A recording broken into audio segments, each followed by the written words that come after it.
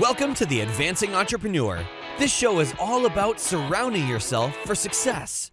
Hear stories of building traction, gaining acceleration, and creating results from successful entrepreneurs who have surrounded themselves with other successful entrepreneurs.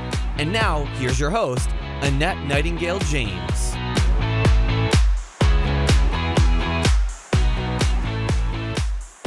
Annette Nightingale-James back with you for another episode of the Advancing Entrepreneur Show, where we get you traction, acceleration, and results. This morning we are joined by Gary Auerbach. Good morning, Gary.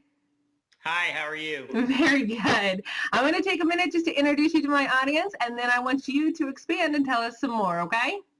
Great. Okay, very cool. Well, this is really interesting. I'm totally psyched up for this interview.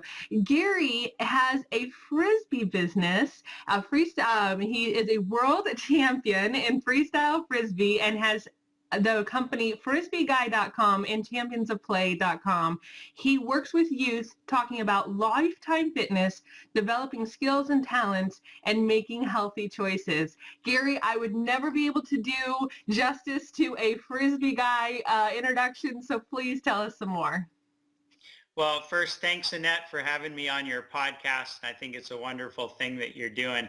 I wish there was some way that I could throw the frisbee through the computer and you could catch it on the other side and we could play catch that way. That would be cool. You know what you're going to have to do is send me the link to that video that you sent me earlier this week. Absolutely. First, he has the coolest video that he did for, he was United Way, right?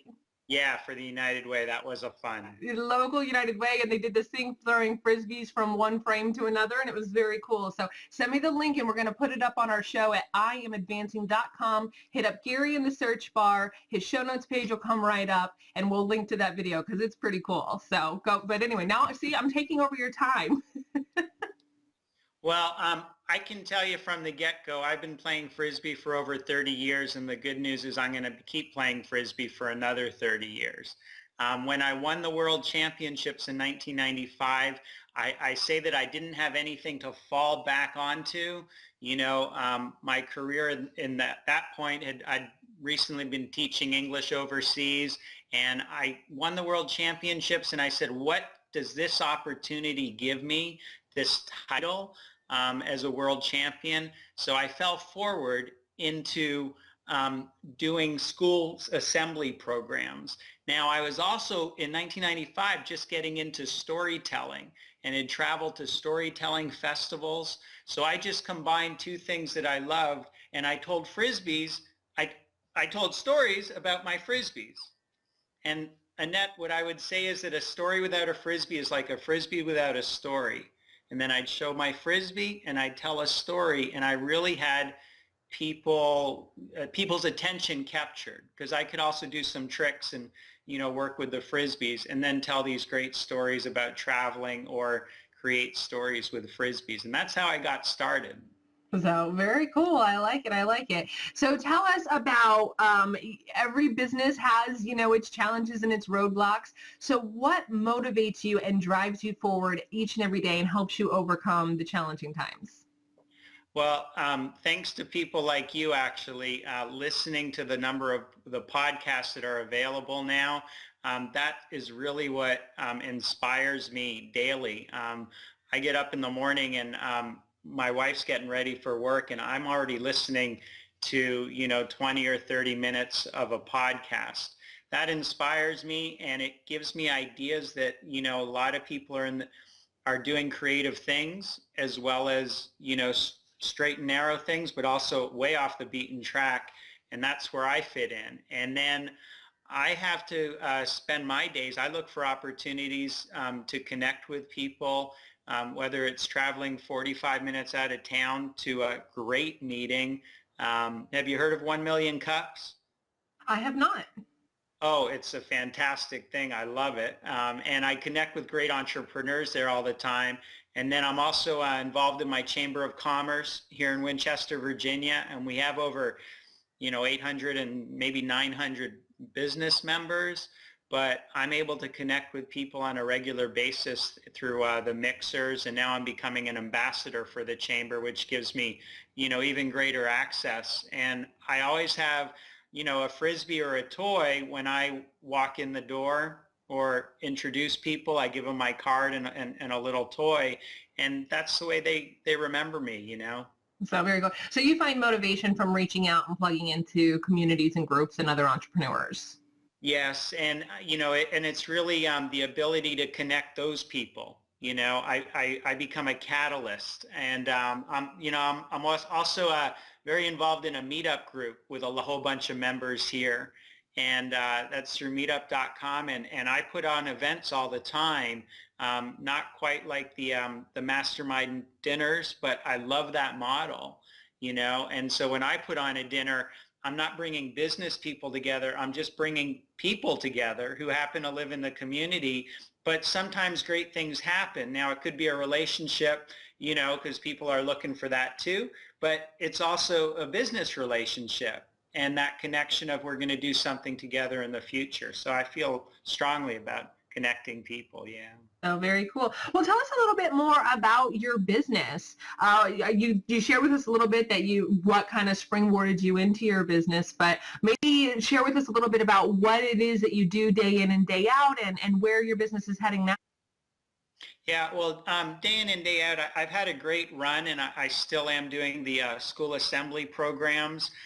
It's not every day like it was, 7, 8, 12 years ago, where I was literally going to a different school almost every day, and then in the summer going to a different camp every day. And you'd think that would burn somebody out, but the truth is that playing frisbee gives me a lot of energy. Working with kids gives me a lot of energy. So I never felt that burnout thing. And, I'm not as young as I was, but I figured I could keep doing that. Now I'm kind of focusing, instead of just focusing on frisbee, I'm calling it a champion of play.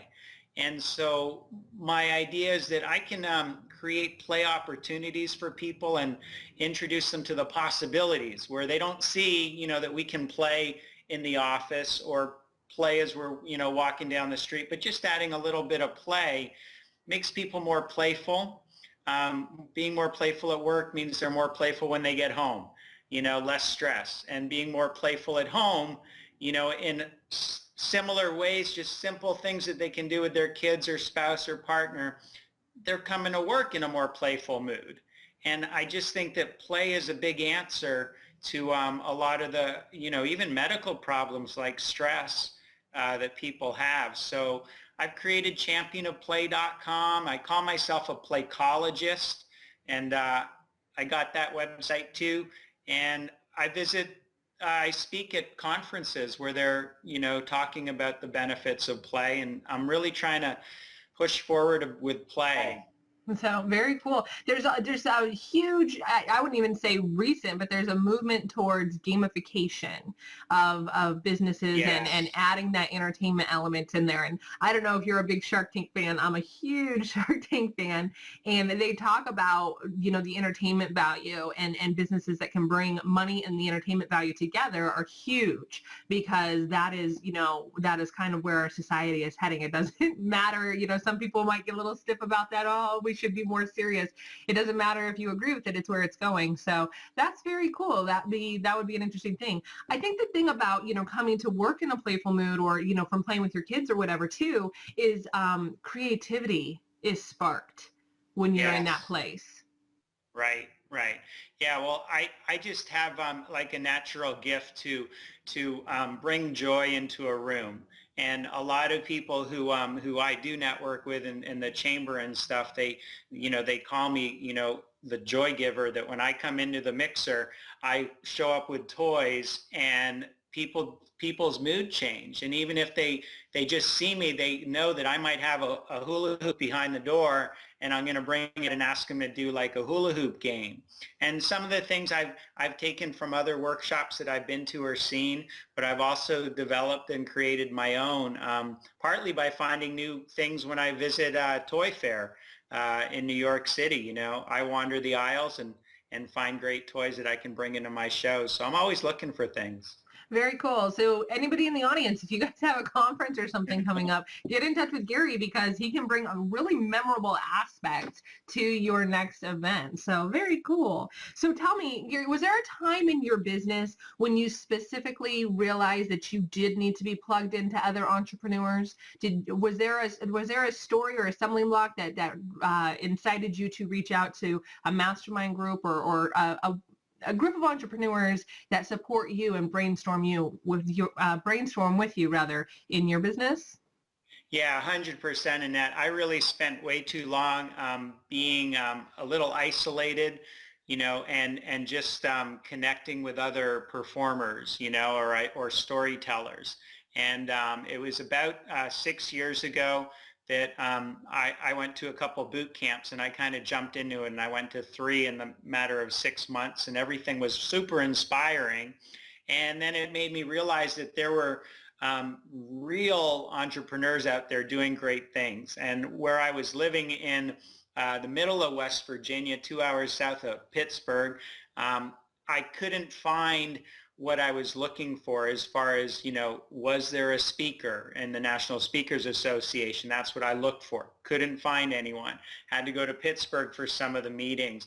I did find a mastermind meetup group, and they were actually doing a book study on Think and Grow Rich. And so, I joined that group, and it was all I had. And I didn't feel a great affinity with the other people who were in it. But one person turned out to be a partner with somebody who was in the National Speakers Association, and she was grooming him to launch into his world as a speaker.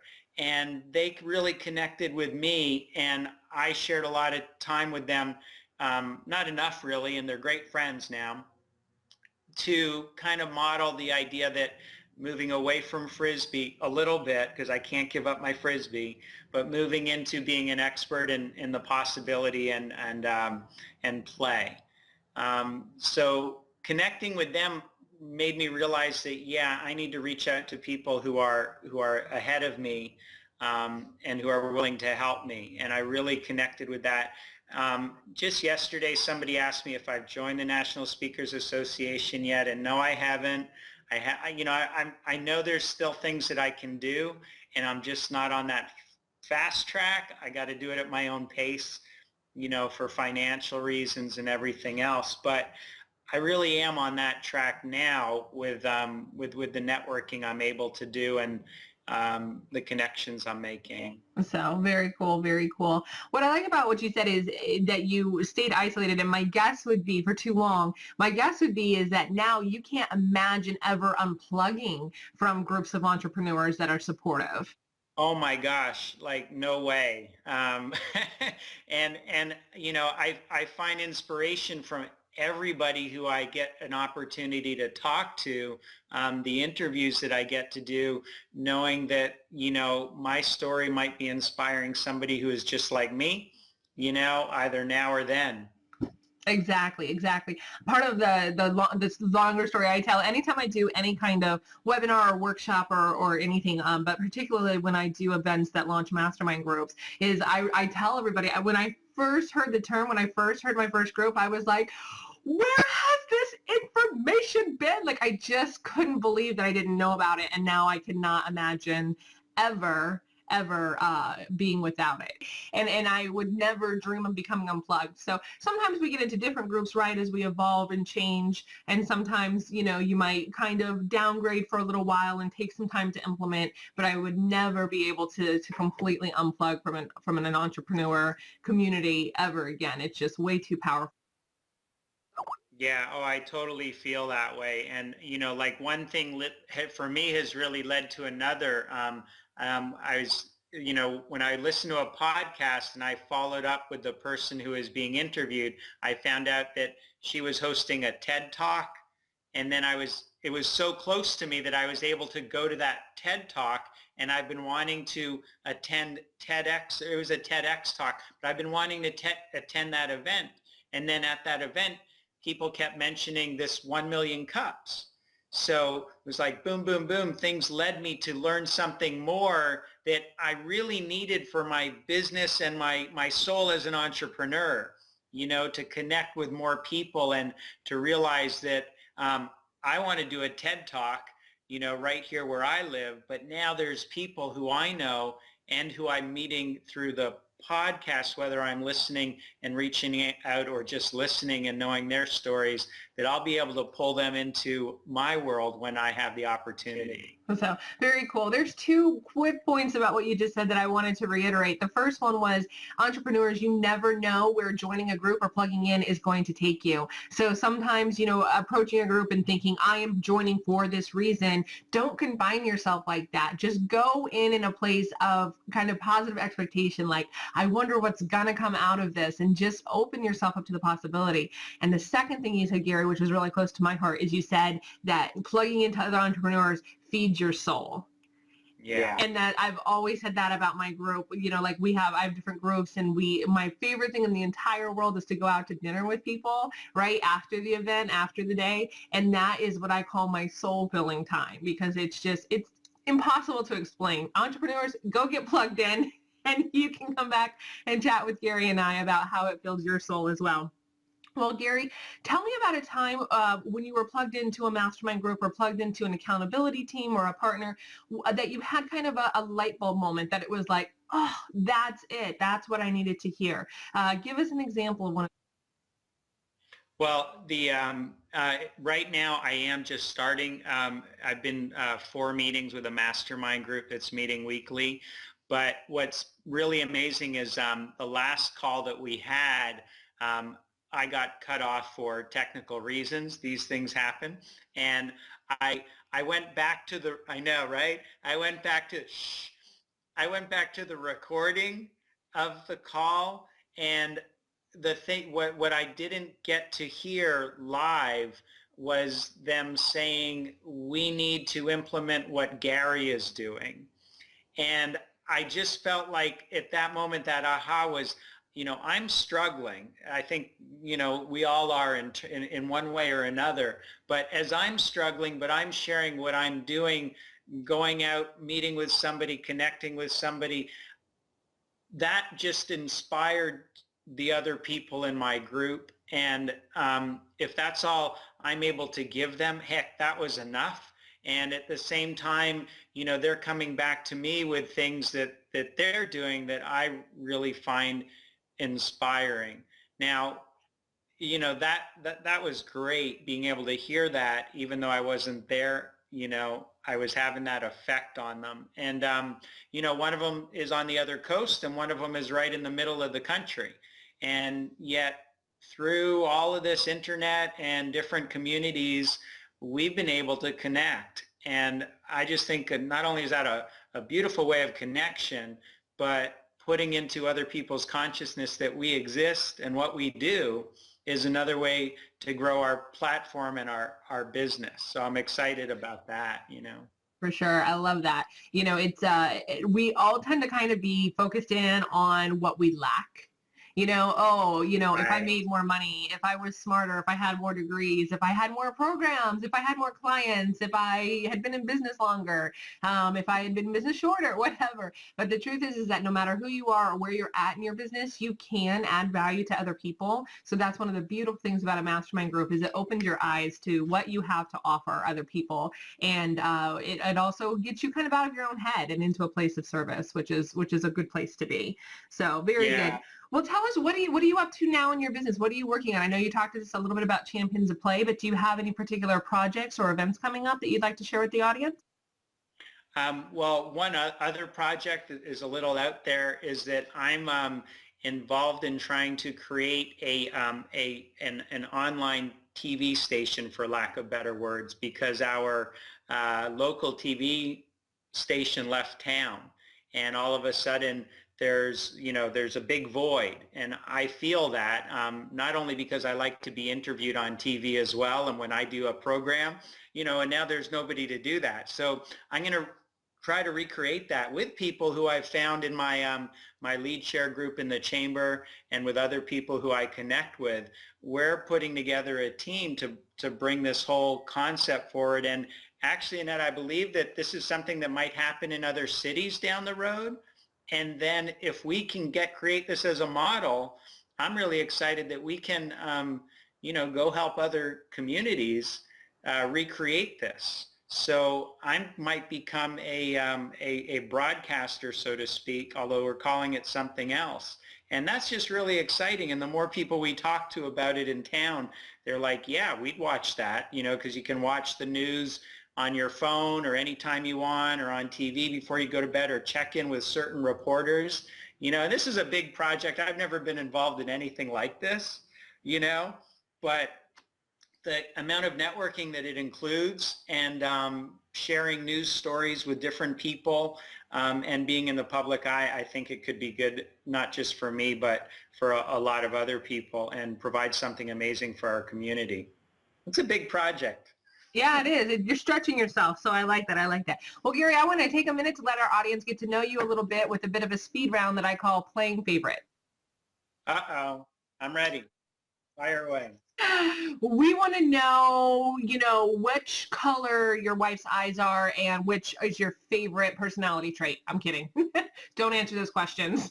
Okay. Actually, we would like to know, what is your favorite charity? My favorite charity right now is a local group that's raising money. It's really for a little girl who's 7 years old. It's called Jaden's Journey. She's trying to raise like $15,000 for a service dog. She's 7 years old. She has autism to the point that she needs to have a dog with her to help her with high sensitivity levels. And she's been out for about 6 months doing lemonade stands. And she actually has an event. It's called a walk in the park with paws, or it's a dog walk in a park with the Christmas lights and all. And even though it might be cold, they asked me to come out and spin frisbees and play with the kids. I don't usually throw frisbees to dogs, but if they want me to there, I will. And that's one of my favorite charities. And can I mention another one? Okay, because oh my gosh, I'm blanking on it right now. But a year ago, a little girl named Gabriella Miller, locally, she passed away of a brain tumor. She had it for a year, less than a year, and she was gone. And the organization is called smashingwalnuts.org. And Smashing Walnuts on Facebook, her mother and father still write regularly about what it's like to be without their daughter, and how their son is younger and misses the sister and all that. But Gabriella Miller has had a law, a new, what's it called, passed in Congress, the Gabriella Miller bill or such. And I've reached out to them and was really, really amazed by their family. And Shenandoah University gave Gabriella Miller a full graduation, a mock graduation with the president of the university, and she spent the day there. And that was just about 3 weeks before she passed away. But that really touched me, and I follow the blog, her parents now. Cool. Tell us, what is your favorite quote? My favorite quote is never give up, I guess. I'm not sure who said it. My other favorite... Churchill version, right? Never, ever, ever, ever, ever give up. Never give, right. And then I also love Yogi Berra, if there's a fork in the road, take it. So, yes, very good. Tell us, what is your favorite discovery? Do you have an app or a resource that you use that you'd like to share? I'm really loving just the Google Hangouts right now. I've been connecting with different people and recording them for future references and things, but also just conversations that I know that I'll want to have in storage. So I'm really enjoying that. Cool. Tell me, what is your favorite song? My favorite song really is it's a waltz. My wife and I met on the contra dance floor, and it's called the Sky Boat Waltz, S-K-Y-E. And it's just an absolutely beautiful waltz. Whenever we hear it, our moods change, and it's a little romantic too, I guess, but that is one of my favorite songs. Then on the other side, I'm an absolute fan of Burning Down the House by the Talking Heads. That's still I was going to ask if you had one that kind of got you pumped up, so there you go. That's the one that gets me pumped up, yeah. You have a favorite business book? And if you don't have one, give me one anyway. No, I really love Crush It by Gary Vaynerchuk. I've read that a couple times. It's just so powerful and motivating to just push yourself out there. And now I really love watching his YouTube channel. Holy smokes, talk about daily inspiration. I really get it. Well, do you have a favorite novel that you'd like to share too, or do you read anything besides business books? Yeah, I read all sorts of stuff actually. Right now I can't think of a favorite novel. I missed that question somehow. Oops. I went on you. It's kind of evolving as I've been interviewing new people. So. Oh, I got it. A great one is Time and Again by Jack Finney. This is a story about somebody who wakes up in New York City, and all of a sudden is 100 years earlier, and it's just wonderful. I spent some time, born in New York City, and lived there again in my 20s for a little bit. Always loved going back, but he really takes you through the streets of New York as they used to be, and there's a whole mystery involved. It is one of my favorite books. See, very good. Surprise question, but a great answer. So, Gary, I want you to share with us one piece of advice that you as yourself today would give that version of yourself just starting out. And then I'd like you to tell our audience where they can find you, and then we'll say goodbye. That's great. Thank you very much again, Annette. This has been a lot of fun. If I could give myself advice from, when I started my business, which was really in 1995, 1996, I was doing everything on my own, and I felt like I had to, and I felt like it was a great way for me to learn how to do all aspects of the business. And I still believe that was valuable, but I did have the opportunity to sit down with a couple people who are now sought after business coaches and consultants, and one of them was just amazing. I met him playing Frisbee, and he sat down and was trying to help me guide my business into probably a much more scalable and, successful venture, but I didn't understand it. So it would just be, find people who have been down that road, connect with them, listen to them, and listen more, even if you don't understand it, because they really might have the key to what you need. And if you do it yourself, you're going to, like where I am now, I'm wishing I had those keys in place 15 years ago. I'm getting them in place now, I feel, but that would be the advice I'd give. Very good. I think that's excellent advice. Gary, tell our audience where they can find you. Hey, I'm on Facebook and Gmail. I'm Gary@frisbeeguy.com. I love talking with people. My Skype handle is Spinning Bees for spinning frisbees. That's sort of my cutesy name that I had at the beginning of my business, and kind of drifted into Frisbee Guy because that was a lot more natural.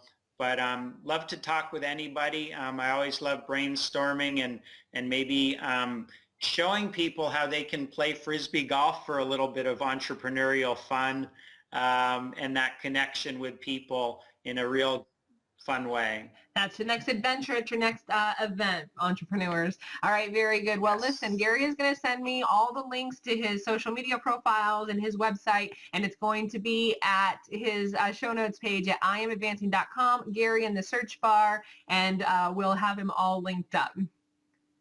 Thanks, Annette, and this Frisbee's flying to you. I'm going to write your name on it and autograph it. Awesome. I'm going to look forward to it. Very good. I'll be sure to let everybody know when I get it. Thanks, Gary. Bye-bye. Take care. Thanks for listening to this episode of The Advancing Entrepreneur. If you enjoyed it, leave us a rating and review. Not only will it make our day, you'll also be helping others find this show and advance their own careers. Once you're done, be sure to head on over to iamadvancing.com and join our community to learn what it takes to be an advancing entrepreneur and surround yourself for success. Thanks again, and get ready to advance.